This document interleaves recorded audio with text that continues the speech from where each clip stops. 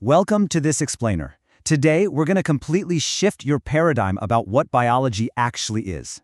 If you've ever thought of this subject as just a dry, static dictionary of terms to memorize, well, you're in for a major reset.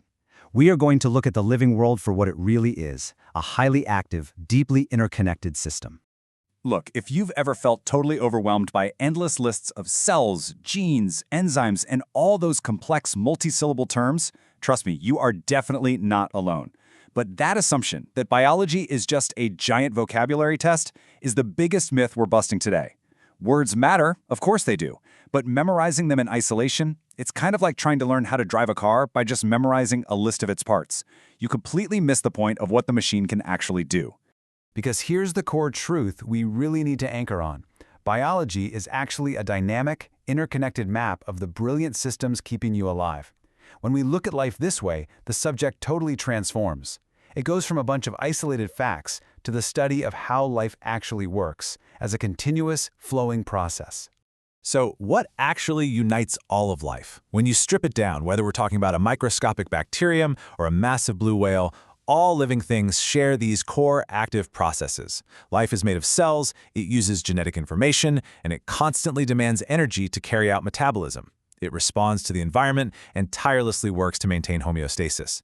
Basically, life isn't a static object. It's a vast network of constant, invisible action.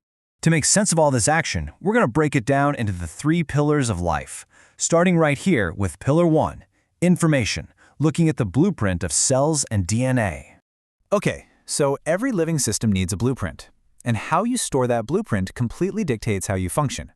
On one side, we have prokaryotic cells. They keep things simple and highly efficient, without a protected nucleus, so their DNA just resides directly in the cytoplasm. On the flip side, we have eukaryotic cells, like the ones making up your body right now. They fiercely guard their genetic info inside a nuclear membrane, and they use complex internal organelles to carry out really specialized tasks. Now, if we zoom in on those eukaryotic cells, we see another fascinating division based on exactly how organisms survive. Plant cells build rigid outer walls for structural support, use large central vacuoles for storage, and feature chloroplasts that act literally like biological solar panels. Animal cells, on the other hand, like yours, stay flexible. Without those rigid walls, they can change shape and move around. But because they don't have those chloroplast solar panels, they actually have to consume organic matter to get their fuel. It's a perfect example of form following function. It really helps to think of the cell like a bustling city to kind of remove the abstraction here. The nucleus, that's your highly secure information center. The mitochondria act as the energy converting stations that power the whole operation. Your ribosomes are the physical workshops building the essential proteins you need. And the cell membrane acts as a strictly controlled border gateway, deciding exactly what gets in and out. Every single organelle has a specific, vital job to keep the city running smoothly. And right in the downtown center of that cellular city is your DNA, deoxyribonucleic acid. Now, this isn't just a famous double helix shape you see in movies. It is the vast physical library of instructions telling your cells exactly what to build and exactly when to build it. And the crazy part? It accomplishes all of this using an incredibly elegant code made of just 4 bases, A, T, G, and C. The precise sequence of those 4 letters, billions of them long, dictates the entire architecture of your life. Now, people throw around the words gene and genome all the time, kind of interchangeably. But here's the vital difference. A gene is just one specific section of DNA that provides a particular instruction. Think of it like a single recipe to make one specific functional protein. Your genome, however, is the entire comprehensive library of your biology. It includes all of your genes, plus all the non-coding regions in your body. It's the whole shebang. So how exactly does a string of chemical letters turn into a physical trait? It's a 3-step journey from information to reality. Think of it like copying a recipe from a master cookbook. That's step 1, transcription, where DNA is safely copied into a mobile format called RNA. Step 2 is reading the ingredients, or translation, where that RNA is read to link together specific amino acids. Finally, step 3 is baking the cake. Those amino acid chains fold into highly specific 3-dimensional functional proteins that do literally all the physical work in your body.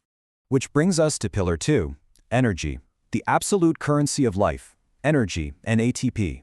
Listen, the best blueprint in the world is completely useless without the power to actually build it. Meet ATP, or adenosine triphosphate. This molecule is the exact reason why you're able to blink your eyes right now.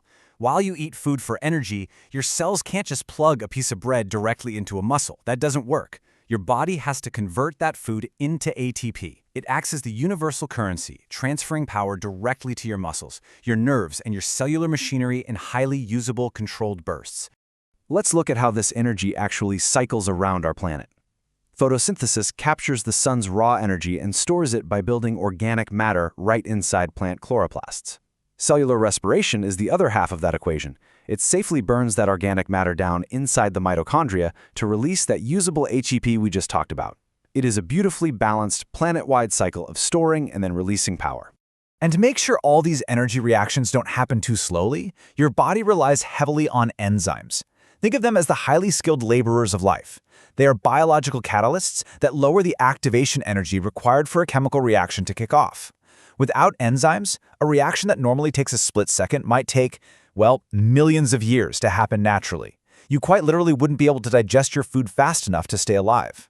So we've got the information and we've got the energy. But if a powerful engine runs too hot, it breaks down. Enter Pillar 3, balance and maintaining internal stability. Life absolutely requires a rigorously controlled internal environment. This is homeostasis. It's the brilliant reason why you sweat on a scorching day or shiver in the snow. You see, your body is not a passive object. It is constantly executing negative feedback loops. The second your internal temperature, or your water balance, or your blood pH shifts just a little too far, your systems kick into high gear to counteract that change and keep everything perfectly balanced. It's dynamic stability in action. Let's plunge into what we can call the internal C, where this delicate balance actually plays out. Most of your cells never actually touch the outside world. They rely entirely on the constant flow and exchange between three fluids. First, your blood, which transports the bulk of your oxygen and nutrients. Then, the tissue fluid, which bathes the cells for direct exchange. And finally, the lymph system, which manages excess fluid and acts as a massive highway for your immune defense. Now, to handle rapid, split-second changes, your autonomic nervous system works basically like a pair of pedals in a car. The sympathetic system is your emergency gas pedal. It triggers that classic fight-or-flight response, spikes your heart rate, and pauses non-essential stuff like digestion.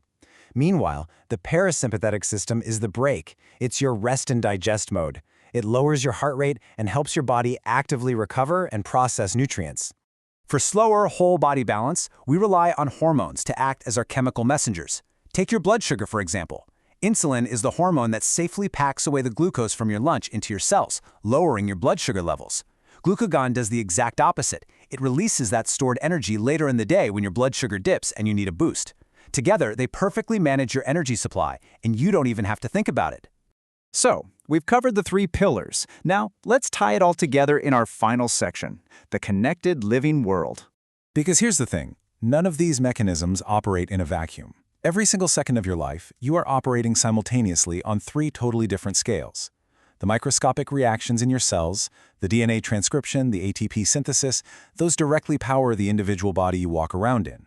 Your organs maintain homeostasis so you can thrive.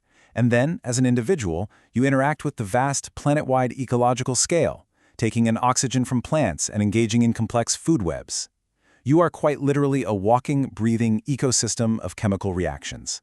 Which brings us to our final takeaway today. To truly learn biology is to notice what is usually invisible. It's about seeing that miraculous network of connections constantly firing beneath the surface. So the next time you take a deep breath or eat a meal or feel your heart race, how will you look at the brilliant, invisible systems keeping you alive right now? Thanks for joining me on this explainer. Keep asking those big questions, and I'll catch you next time.